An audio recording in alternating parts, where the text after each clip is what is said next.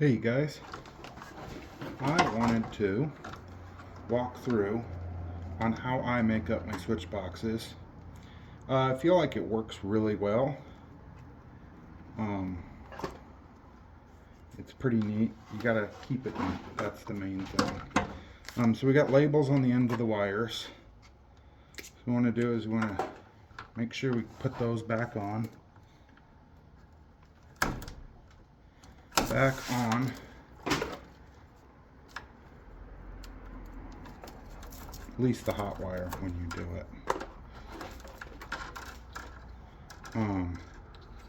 Just want to work in and work your way over. Usually like to take my wires and just get them out of the way. Keeps eye poking out of the way. We got our home run wire here. What we're doing here is a bedroom. It's just going to have some lights and a fan in it. Nothing too crazy.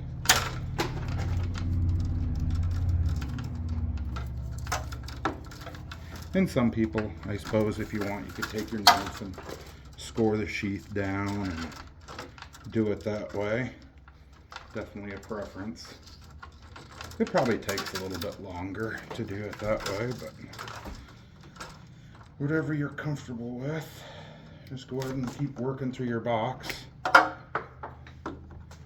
This will be our lights switch leg here. I got two of them. It's going to be 2 rows.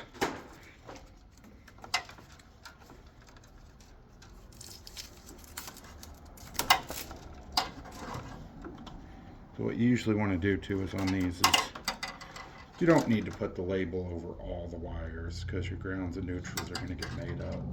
All you need is the switch legs. And then last but not least, we got a fan over here, which I roughed in for a fan light. I don't know if it'll have one, but the option will always be there. It's always best if you're gonna rough in for a fan to rough in for a fan light, unless the situation doesn't call for it. Most times it does. I guess if you're in a basement where it's the ceiling height, but it's usually best just to run that extra wire if you can.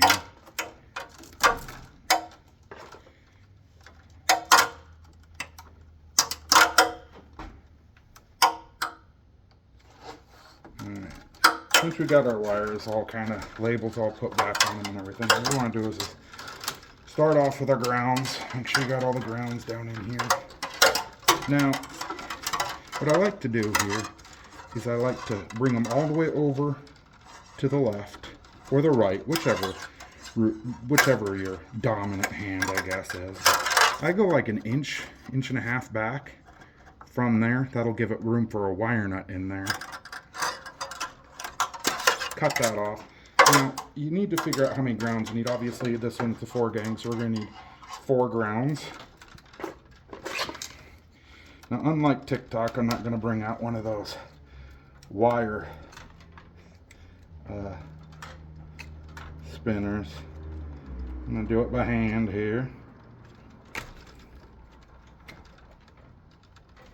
Kind of want to get there and get it all neat on the end.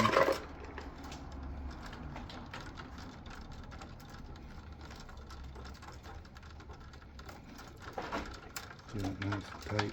And what you can do is just push your grounds all the way to the back, and then just go ahead and start laying them out. That one's kind of short, so we'll keep that one to the middle.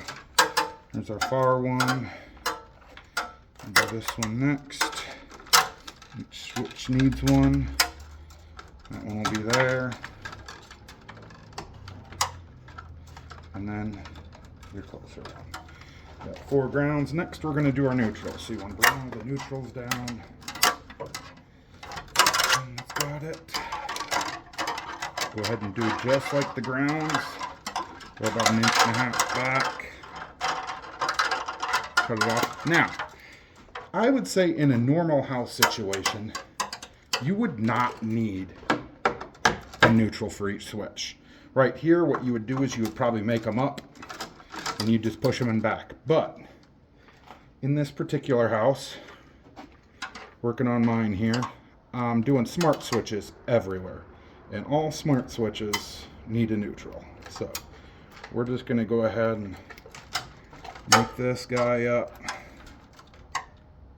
Put a neutral, just like the grounds, put a neutral under each spot.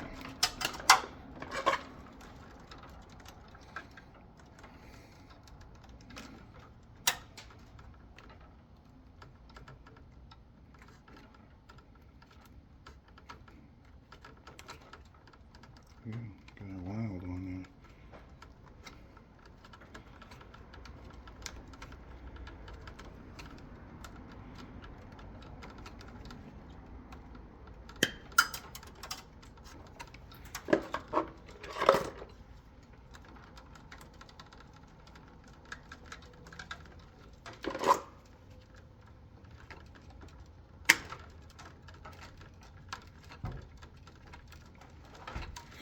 Okay, get those. Would push those all the way into the back, and go ahead and set these out where you need them.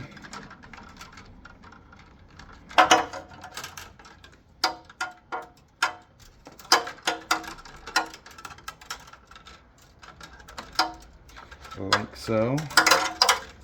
Next, we're going to do our hots. Every smart switch here needs a hot, which more normally every switch in your box would need a hot, unless you're dealing with like 4 ways or 3 ways. Then you wouldn't have to do that. I'm going to take some of this. Yeah. Should do.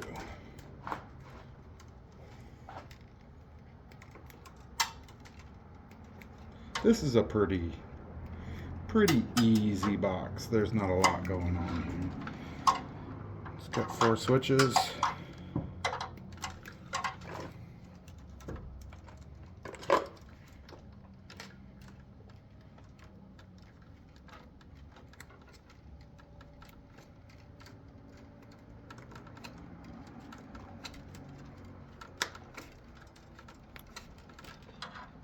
You want to get it nice and tight. Now what those guys on TikTok is they wrap the wires all the way. You can tell a experienced electrician, nobody does that, because if you have to come back and work on that and you have to unwrap all those wires, it really damages the wires. It's really ridiculous, some of those people, what they do with those wire twisters. They really go to town on it. And you do not need to do that. That does not help the connection in no way. All that does is damage the wire.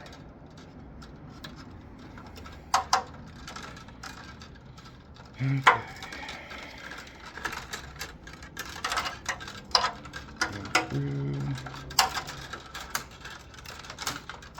And then we got our switch legs. There. I'll leave the red on the fan. Light. No, not always. Everybody's got their own way of doing it.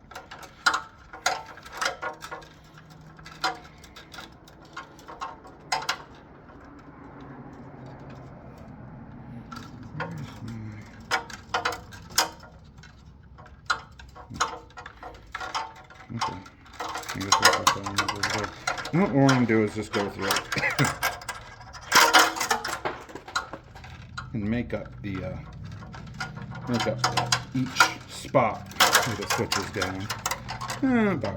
That's a pretty good spot. And most smart switches nowadays, I've noticed, are coming with pigtails, which the early versions didn't. They would make up like a GFCI would, where they'd land under the terminals, which I kind of like that, but I guess they all got their own little spots. The pigtails ones aren't bad either. They just take up a lot more space. You got more wire nuts in the box.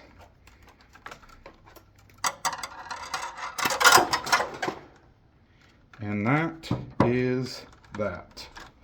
All right, thanks, you guys.